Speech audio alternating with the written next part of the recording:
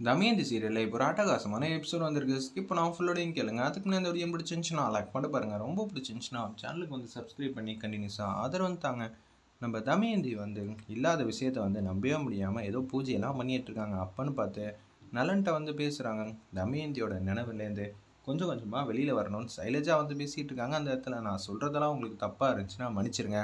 ஏன்னா தமயந்தி போனது எனக்கும் கஷ்டமாக தான் இருக்குது. ஆனால் என்ன பண்ணுறது, விதியை யாராலையும் மாற்ற முடியாது. நமக்குன்னு அடுத்தடுத்ததெல்லாம் இருக்குல்ல. நான் எதுவும் தப்பாக பேசியிருந்தா மன்னிச்சிருங்க அப்படின்னு சொன்னோன்னே, சைலஜா வந்து பேசினதெல்லாம் தப்பு இல்லை. ஆனால் என்ன பண்ணுறது, ஆனால் அவங்க சொன்ன விஷயந்தான் மனசு கொஞ்சம் காயமாகவும் வலி வேதனையாகவும் இருக்குது. நம்மளும் வந்து மாப்பிள்ளை வீட்டு சைடில் இதை தானே சொல்லியிருப்போன்னு பார்வதி பாட்டியும் நாயகி பாட்டியும் வந்து திங்க் பண்ணிகிட்ருக்காங்க அந்த இடத்துல.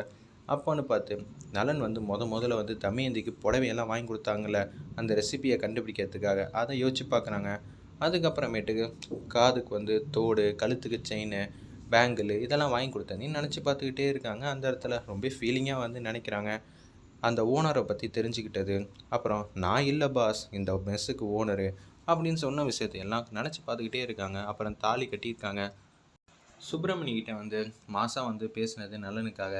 எப்படி இருந்தாலும் இவர் வந்து ஜெயிச்சிருவார் சார், நீங்கள் நம்புங்க. அப்புறம் தாலி கட்டின விஷயம், அப்புறம் பார்வதி பாட்டியோட கல்யாண நாள் அன்னைக்கு இவங்க சுற்றிக்கிட்டு டான்ஸ்லாம் ஆடினாங்களே, இது எல்லாத்தையும் நினச்சி பார்த்துட்டே இருக்காங்க. அந்த இடத்துல நம்ம நலனு பார்க்கவே எமோஷனலாக இருந்துச்சுன்னே சொல்லலாம். இது எல்லாம் எப்படி இருக்க வேண்டிய வாழ்க்கை, நானே தேவையில்லாமல் வந்து இது மாதிரி வாழ்க்கையை வந்து ஆக்கி விட்டேனே, என்னை மன்னிச்சிரு தமயந்தி, என்னால் உனக்கு ஒரு பிரயோஜனமும் இல்லாமல் ஆயிடுச்சேங்கிற மாதிரி மனவேதனையில் இருக்காங்க. அந்த இடத்துல நலன் அப்பன்னு பார்த்து ஏதோ ஒரு விஷயத்த வந்து யோசிச்சிட்டே இருக்காங்க. ஒரு ஃபோன் கால் மாதிரி வருது. என்னடா அது மெசேஜ் மாதிரி வருது, இதெல்லாம் எதுக்கு பார்க்கணுங்கிற மாதிரி தான் நம்ம நலன் வந்து திங்க் பண்ணுறாங்க. அப்பன்னு பார்த்து பக்கத்தில் இருக்க பிரீத்தி வந்து பேசுகிறாங்க. ஆனால் என்னென்ன நீ எதுக்கு எடுத்தாலும் வந்து சைலண்ட்டாகவே இருக்க, பிஸ்னஸ் வேறு இப்போ எந்த ரூபத்தில் என்ன பிரச்சனை வருதுன்னே தெரியல, ரேட்டிங் வேறு கம்மியாக இருக்குது. இன்னொன்று ஏகப்பட்ட செஃப்புக்கே வந்து இந்த ரெசார்ட் வந்து நல்லபடியாக போகுமா போவாதா அப்படின்னு சொல்லி ரெஸ்டாரண்ட்டை பற்றி உள்ள சந்தேகமே வந்திருக்கு.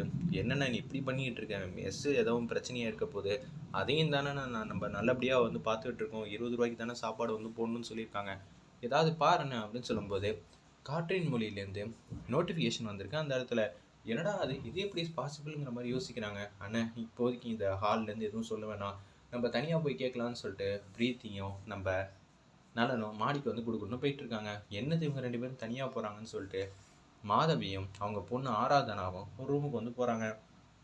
ஏய், இது கடவுள் கொடுத்த ஜாக்பாட், இந்த ஜாக்பாட்டை வந்து சரியான முறையில் பயன்படுத்தணும்னு வச்சுக்கேன், நீங்கள் தம்பி இந்த இடத்த வந்து நிறைவு செஞ்சிடலாம். என்னம்மா சொல்கிற, எனக்கு ஒன்றுமே புரியலையே. ஏய், இது மாதிரி வாழ்க்கையை வந்து உனக்கு அமைச்சு கொடுக்கணும், நீ கோடீஸ்வரியாக ஆகணும் தான் நானும் இத்தனை நாளாக கனவு கண்டுக்கிட்டு இருந்தேன், அதுக்கான சரியான சந்தர்ப்பம் இதுதான் அப்படின்னு சொல்லி அவங்க ரொம்ப சந்தோஷமாக வந்து பேசிகிட்டு இருக்காங்க. என்னம்மா தமயந்தி போய் 1 மாதம்தாம்மா ஆச்சு, அதுக்குள்ளே எப்படிம்மா நான் பேச முடியும் அப்படின்னு சொல்கிறாங்க. என்ன தமயந்தி போய் 1 மாதம்தான் ஆச்சுன்னா உன்னால் எதுவும் பேச முடியாதா, இல்லை அவங்க மனசை வந்து மாற்ற முடியாதா, அவனுக்கு இப்போ ஆறுதல் வந்து தேவைப்படும். அப்படி ஆறுதல் தேவைப்படுறப்ப நீ வந்து லைட்டாக பேசினாலே போதும், அவன் மனசு கொஞ்சம் கொஞ்சமாக மாறி உன் பக்கம் சாஞ்சிருவான். நீ என்ன தமயந்தி தமயந்தின்னு சொல்கிற, அவளுக்கு ஒன்று, நீ ஒன்று தங்கச்சி இல்லை. அம்மா நான் ஒன்றும் தமயந்திக்கு அவளாம் பேசணுமா, என்னம்மா நினச்சிக்கிட்டு இருக்க, நலனுக்காக தாம்மா யோசிக்கிறேன். அவர் என் மேலே கோவப்பட்டாருன்னா என்ன சொல்கிறது, அதனால தான் இப்போ கோவப்பட்டாலும் சரி பாசமாக பேசினாலும் சரி எதுவாக இருந்தாலும் வந்து நலன் வந்து உன்னை தான் கல்யாணம் பண்ணிப்பாங்க. அதுக்கான வேலையை வந்து நான் இப்போலேருந்து பார்த்துடணும். இந்த சந்தர்ப்பத்தை விட்டுட்டோன்னு வச்சுக்கிங்க, இல்லாட்டி அவங்க வேறு ஏதாவது வந்து முடிவெடுத்து பையனுக்கு பொண்ணு பார்க்க ஆரம்பிச்சிட்டாங்கன்னா நம்ம எதுவும் பண்ண முடியாது. பார்த்துக்கம்மா பார்த்துக்க, அதனால் எந்த விதத்துலேயும் நம்ம இதை மிஸ் பண்ணவே கூடாதுன்னு சொன்னேன். சரிம்மா, நீ சொன்னதெல்லாம் வாஸ்தவம் தான், மற்றவங்க என்ன நினைப்பாங்க என்னை பற்றி அப்படின்னு ஆராதனை வந்து கேட்குறாங்க அவங்க அம்மா கிட்ட. உன்னை மாதவி வந்து கடுப்பாயிட்டாங்க. நமக்கு ஒரு விஷயம் வேணும்னு வச்சுக்கேன், சாதிச்சு காட்டுற வரைக்கும் எது நல்லதோ எது கெட்டதுன்னு யோசிக்கக்கூடாது. நமக்கு அது தேவை, அதனால செய்யணும், அவ்வளோதான். மற்றபடி இவங்க என்ன நினைப்பாங்க, எழுத்துபடி என்ன நினைப்பாங்க, இது மாதிரிலாம் யோசிக்கவே கூடாது அப்படின்னு சொல்லிடுறாங்க அந்த இடத்துல. சரிம்மா நான் பார்த்துக்கிறேன் அப்படின்னு சொல்லிட்டு மாடிக்கு வந்து கொடுக்கணுன்னு போகிறாங்க. பிரீத்தி வந்து அண்ணா ஃபோனை வந்து ஆன் பண்ணுண்ணே கேளுண்ணே அப்படின்னு சொல்லும்போது தமயந்தி வாய்ஸ் தான் கேட்குது.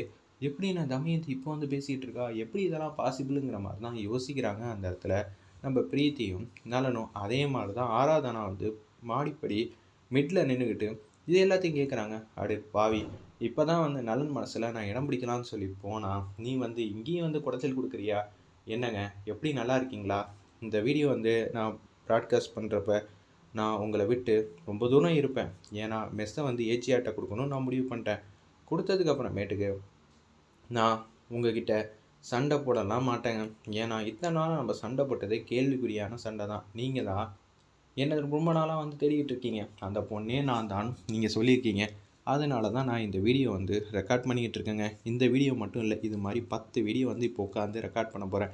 அதுக்கப்புறமேட்டு தாங்க நான் இங்கேருந்து போகிறேன் அப்படின்னு சொல்கிறாங்க. அந்த இடத்துல எனக்காக ஒரு சின்ன ஒரு உதவி வந்து செய்ய முடியுமா அப்படின்னு சொல்லி கேட்கும்போது, எப்படி தமயந்திக்கு இதெல்லாம் முன்கூட்டியே வந்து தெரிய போதா, எப்படி தான் கடைசி வீடியோ அது இதுன்னு சொல்லிக்கிட்டு இருக்காளே ஒன்றும் புரியல அப்படின்னு சொல்லி பட்டமாக இருக்காங்க. அந்த இடத்துல நம்ம நலன், எனக்குன்னு ஒரு தங்கச்சி இருக்கா.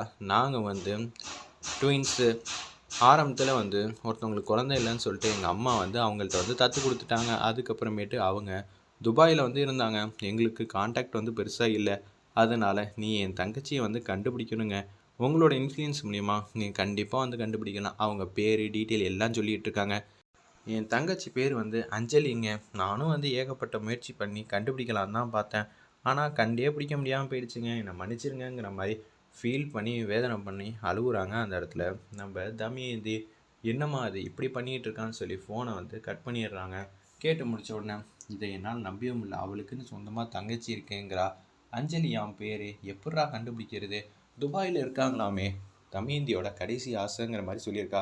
எப்படி கண்டுபிடிக்காமல் இருக்க முடியும்? எப்படி இதெல்லாம் பாசிபிள்? எனக்கு ஒன்றுமே புரியலங்கிற மாதிரி தலை சுற்றி போய் உட்காந்துட்டு இருக்காங்க. அந்த இடத்துல ஒரு பக்கம் இதெல்லாம் கேட்டுட்டு போய், அச்சச்சோ தமயந்தி இருக்கிற வரைக்கும் பிரச்சனைன்னு பார்த்தா, தமயந்திக்கு சொந்தமாக ஒரு தங்கச்சி வேற இருக்கா. அவள் பேர் அஞ்சலியா. முதல்ல மாதவி அம்மா கிட்ட இதெல்லாம் சொல்லணும்னு சொல்லி ஆராதனா வந்து குடுன்னு கீழே வந்து போகிறாங்க. அம்மா, இங்கே மிகப்பெரிய பிரச்சனை ஆயிடுச்சுமா. என்ன ஆச்சு? என்ன பிரச்சனை? ஒன்றும் புரியலையே. ஏண்டி இப்படி வந்து பேய் அரைஞ்ச மாதிரி வந்திருக்க? நீ சொன்ன மாதிரி வந்து ஒரு மாதத்துக்கு முன்னாடியே வந்து பேசுனதுனால நலன் வந்து கண்ணாமலாம் திட்டானா. நலன் திட்டினாலும் அதுக்கப்புறம் என்கிட்ட சாரி சொல்ல பேசுறதுக்கு ஒரு லீடு வந்து கிடச்சிருக்குமே. தமயந்தி வந்து ப்ராட்காஸ்ட் வந்து பண்ணியிருக்கா. என்னது ப்ராட்காஸ்ட் பண்ணியிருக்காங்களா? இப்போ எப்படி பாசிபிள் ஆச்சு? இது மட்டும் இல்லாமல் 10-15 வீடியோ வந்து ரெக்கார்ட் பண்ணி வச்சுருக்கலாம். ஒவ்வொரு வீடியோவாக வந்து ஆட்டோமேட்டிக்காக வந்து இது மாதிரி வந்துக்கிட்டே இருக்குமா? அதில் என்ன சொல்லியிருக்கா? அவளுக்குன்னு ஒரு தங்கச்சி வந்து இருக்காளாம், அஞ்சலியா. தெரியுமாம்மா? என்னது தங்கச்சியா? அஞ்சலியா? என்னடி சொல்கிற? ஆமாம்மா, இப்போதைக்கு நலனோட அடுத்த வந்து எய்ம் என்னென்னா, இப்போதைக்கு எதுவுமே இல்லாமல் வந்து அவர் மாட்டுக்கு வந்து தன்னந்தனியாக இருந்தப்ப ஆறுதலாக சொல்கிறதுக்கு ஒரு விஷயம் வந்து கிடச்சிச்சு. நான் மாட்டுக்கும் பேசுகிறதுக்கு. ஆனால் இப்போ அஞ்சலியை வந்து கண்டுபிடிக்க சொல்லி தமயந்தி வந்து சொல்லியிருக்காங்க. ஏன்னா அன்னபூர்ணி அம்மா வந்து சின்ன வயசுலேயே வந்து வேறு யார்ட்டையும் வந்து கொடுத்துட்டாங்களாம். அவங்களால கண்டுபிடிக்க முடியாமே போயிடுச்சான் அந்த இடத்துல அஞ்சலியை. அதனால தான் தமயந்தி வந்து கேட்டிருக்காங்க, எனக்காக வந்து என் அஞ்சலி தங்கச்சியை வந்து எப்படி இருந்தாலும் நீங்கள் கண்டுபிடிச்சி கொடுக்கணுங்கிற மாதிரி ரெக்வஸ்டியாக வந்து கேட்டிருக்காரு. நம்ம தமயந்தி இந்த விஷயத்தை நம்ம எப்படியுமே ஹேண்டில் பண்ண போகிறோம். அதை தாண்டி சொல்கிறேன், எப்போதுமே யாருக்கும் எந்த சந்தர்ப்பத்தையும் கொடுக்கக்கூடாதுன்னு. இப்போ பார்த்தா திருப்பி இந்த தமயந்தியே வந்து உன் வாழ்க்கையை வந்து இது மாதிரி ஆக்கிறதுக்குனே வந்திருக்கா போல இருக்கேங்கிற மாதிரி யோசிக்கிறாங்க மாதவி. வெயிட் பண்ணி பார்ப்போம்.